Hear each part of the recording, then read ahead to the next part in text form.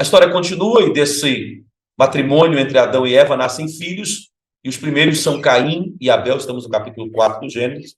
Versículo 8 diz: Disse, porém, Caim a seu irmão Abel. Vamos para o campo.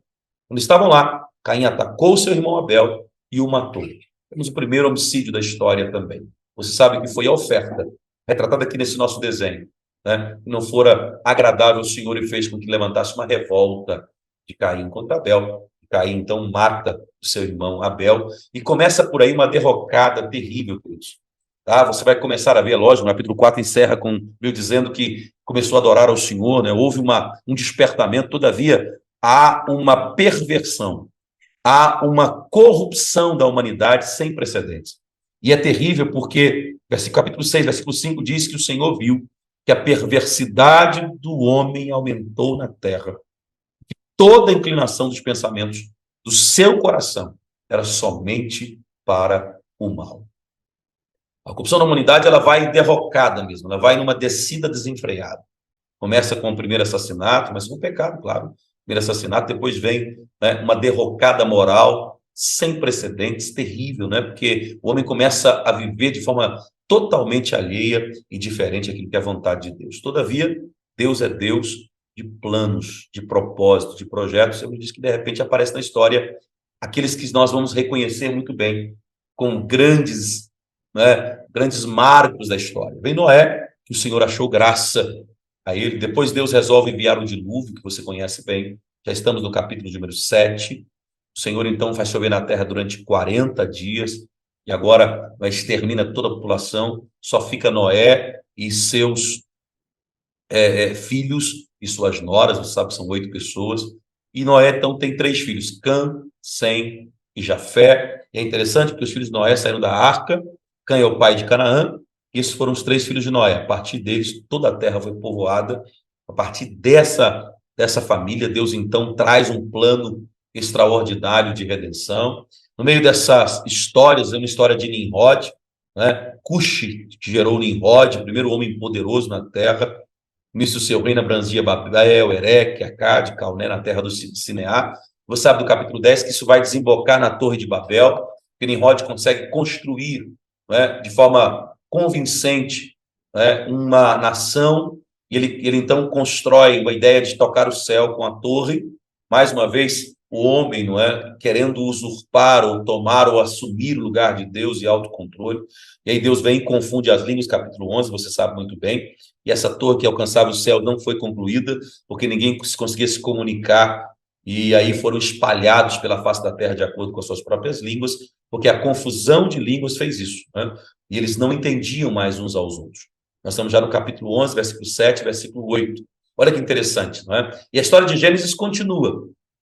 Isso para a gente que agora, então, Deus, depois de fazer isso, ele começa a estabelecer aquilo que permearia todo o Gênesis, que é a história do povo que Deus escolheu para si, que é o povo de Israel, né? E ele vai nascer através do patriarca Abraão, né? Versículos 12, versículo 1, 2 e 3 do capítulo 12, que o Senhor chamou, dizendo, sai da tua terra, do meio da tua parentela, e vai para uma terra que eu te mostrarei. E eu vou te fazer famoso o seu nome, vou te abençoar, ser tu uma bênção, abençoarei os abençoares, amaldiçoarei os amaldiçoarem, e por meio de ti todos os povos e famílias da terra serão abençoados. Então veja, Deus escolhe Abrão, lá em Ur dos Caldeus, e faz dele o patriarca da sua nação escolhida, chamada Israel. Depois vem Ló, o seu sobrinho, que parte junto com Abraão, capítulo 13, já versículos 8 e 9, que nós vemos que acontece uma separação entre Ló e Abraão. E é engraçado porque aqui você começa a ver, não é, a maldade do homem, cada dia levando o homem para mais longe de Deus e fazendo as escolhas muito mais mundanas do que celestiais. E a Bíblia tem esse papel, né, de despertar a gente para enxergar o projeto e o plano de Deus. Nessa história entra Melquisedeque, que é rei de Salém, rei de paz, a quem Abraão entrega o dízimo de tudo, e ele traz para Abraão pão e vinho e abençoa o patriarca. Deus faz uma aliança com Abraão no capítulo 15 e diz que o herdeiro seria o herdeiro que nascesse na sua casa. É maravilhoso, por mais que Abraão tivesse a falta de cuidado e caísse no engodo de não querer, não é, depois acreditar nisso. Ele, no capítulo 16 ele erra, não é, envolve-se com a sua criada e nasce Ismael. Você conhece a história, mas você sabe muito bem que nesse processo Abraão já tinha uma promessa dizendo, olha, se você crer você vai ser injustiçado, vai ser justiçado por isso, vai ser alcançado com justiça, não é? Ismael, que é um problema crônico também até hoje, né? Palestinos e israelitas, você sabe muito bem a faixa de Gaza e suas disputas. Deus, então, permite que haja uma destruição de duas cidades, Sodoma e Gomorra, porque o pecado chegou até a Deus, e é assustador, queridos, porque é aqui que eu vejo que a gente tem uma grande responsabilidade, por mais que a gente não queira, né, aceitar, mas nós somos como luzeiros de Deus na terra, nós precisamos ter a consciência de que ainda somos sal da terra, para que o Senhor conserve as nossas cidades, nós precisamos guerrear para nossas cidades, lutar para nossas cidades, não fazer exatamente, né, como fizeram alguns anteriores, como o caso de Ló, esqueceu a sua vida espiritual e começou a viver absolutamente sem a devida compreensão da verdade de Deus, e o Senhor vai até lá para livrá-lo. Você sabe a história, sua mulher se torna estátua de sal, porque foge e olha para trás. Eu encontro nessa história também, claro, Isaac, que vai nascer. Daqui a pouco eu quero te dar um panorama interessante de datas, mas Isaac vai nascer, e aí Deus, então, traz para Abraão aquilo que era o cumprimento da sua grande promessa, mas chega no capítulo 22 e fala assim: agora eu quero que você entregue o seu filho, seu único, seu Isaac.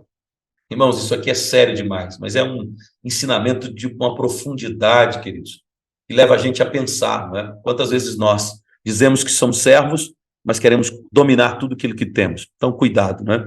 Dessa história, Deus permite nascer de Isaac dois filhos, Esaú e Jacó. São duas crianças gêmeas, e que a Bíblia diz que Jacó, mesmo sendo mais novo, seria senhor sobre o mais velho, que é Esaú, seu irmão. E aí nascem duas nações, você conhece bem o povo de Edom, os edomitas, por parte de Esaú, e claro, Jacó é o patriarca que tem 12 filhos, que gera as 12 tribos de Israel, né? Você sabe muito bem, conhece muito bem isso, é muito interessante. E aí Jacó agora engana Esaú, foge e tem 14 anos de trabalho para ter uma esposa que ele amava, que era Raquel, mesmo que o seu sogro Labão tenha entregue Lia.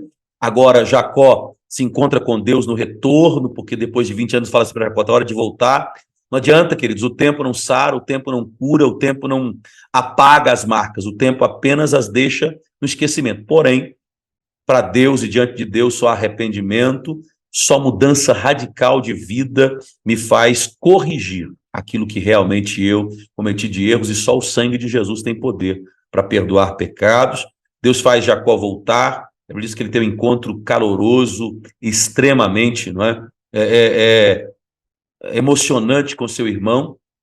Interessante que esse encontro, não é, de Jacó com Deus muda totalmente a história, porque agora Deus muda Jacó para Israel, não é? Príncipe de Deus, e aí o Senhor então muda totalmente a história, muda o caráter de Jacó, e vai fazer dele então um patriarca respeitado, que tem 12 filhos, e você já sabe que gera todas as tribos de Israel. Israel tem 12 tribos, recebe esse nome porque são 12 filhos de Jacó, não é? Ele é neto de Abraão, ele é filho de Isaac, ele tem um encontro com Deus, e o seu nome foi trocado para Israel, e seus 12 filhos chamavam Ruben, Simeão, Levi, Judá, Naftali, Dan, Gade, Azer, Issacar, Zebulon, José e Benjamim. Todo mundo sabe também tem Tamar, a menina, né? A gente vai falar sobre a filha uma outra oportunidade, ou quem sabe em outra situação. Mas, apesar desses nomes não corresponderem com a exatidão o nome das tribos, a origem dessas tribos se dá exatamente aqui, no berço nascedouro, são os filhos do patriarca Jacó, com 4 linhagens femininas diferentes, 4 mulheres, 4 mães diferentes, né? José se torna o filho mais querido, a corda do coração, porque é filho da esposa amada, né, da Raquel, e a Bíblia diz que ele gostava mais, ou se dedicava mais a esse menino do que aos outros filhos. Todo mundo sabe que ele é levado para o Egito e vendido como escravo. Esse menino que é vendido como escravo é um projeto de Deus, porque Deus sabia que o futuro viria. Nós já saímos da história, né, da criação, passamos pela história patriarcal, só para você entender que interessante. E agora ele é vendido como escravo, e a Bíblia diz que lá no Egito, depois de passar por uma faculdade de treinamento por cerca de 13 anos, Deus o coloca como governador do Egito. E ele governa o Egito, como está escrito em Gênesis capítulo 41, verso 39, 40 e 41. E é interessante porque Jacó e sua família agora são salvos, descem para o Egito. Por quê? Porque José estava lá e prepara tudo, Deus prepara tudo, ao ponto de José dizer: olha, não foi vocês, me enviaram para cá. Foi Deus, que tinha um projeto de salvação para acontecer. E o texto diz para a gente, queridos, que quando eles chegam no Egito, se estabelecem. E aí chegam 72 pessoas com José, que já estava lá, montam uma estrutura, o povo de Israel, e por 430 anos são escravos. Eu vou estudar o Êxodo com você daqui a pouco, né, nos próximos encontros, e você vai entender um pouco mais dessa história. E é legal porque aqui no capítulo 50 a gente encerra o livro do Gênesis, né, com a morte de José. E eu fiz um quadro, quero que você pense comigo, sobre datas, não é? Olha que interessante. Acho que eu pulei aqui na nossa tela. Um quadro de datas interessante para você poder entender, né? A gente tem, não é, em 2166 a.C., Abraão nasce, Gênesis 11, 26. Depois, em 2066, 100 anos depois, Isaac nasce. Você sabe que Abraão tinha 100 anos. Gênesis 21 e 5. Em 2006, ou seja, 60 anos depois, Jacó nasce. Você lembra que quando, né, casou Isaac e Rebeca também era estéril, e vai ter, quando eles casaram, Isaac tinha 40, então ficou 20 anos casado sem filhos, e 60 anos. Em 1991 a.C., morre Abraão, com 175 anos, Gênesis 25 e 7.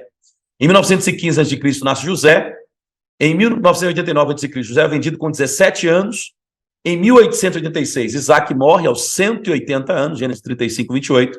Em 1876 a.C., Jacó muda-se para o Egito com 130 anos, e José tinha 39 nessa data, em Gênesis 47, 9. Em 1859 a.C., Jacó morre aos 147 anos, 17 anos depois de entrar no Egito, então ele mora 17 anos no Egito, e em 1805 há uma cisão real, porque aí morre José aos 110 anos, Gênesis 50 e 26, e com a morte do patriarca José, agora você sabe que morrem também os faraós, os líderes da nação que conheciam, né, a José, e aí começa a escravidão do Egito, a escravidão do povo de Israel no Egito, que dura 430 anos, e você sabe muito bem, e eu também, né, que foram 400 anos de escravidão, 30 anos até aquele processo, né, da morte de José e a morte também dos faraós que o conheciam, e aí você sabe que o povo vai ser massacrado. Porém, Deus nunca deixou de lado os seus planos e projetos, e daqueles 72 que entram, saem 600 mil homens adultos daquele lugar, cerca de 2 milhões ou 3 milhões de pessoas, por uma ação milagrosa de Deus. Estavam muito bem, abastados financeiramente, ricos, 72. Quando passaram uma prova de 400 anos sendo escravos, né, 2 milhões. É assim que Deus trabalha, queridos. Deus não trabalha com a lógica humana. É por isso que é importante ler a Bíblia e mergulhar nesse panorama comigo. Continue comigo, nós vamos continuar falando de Êxodo, Levítico, enfim, cada livro, um vídeo especial para você mergulhar no conhecimento da palavra de Deus. Espero que você goste, faça seu comentário, divulgue. Você pode compartilhar isso pelo WhatsApp com alguém e abençoar alguém também com esse material tão interessante. Fiquem com Deus, um ótimo dia, eu volto dando sequência a esse projeto, se Deus nos permitir.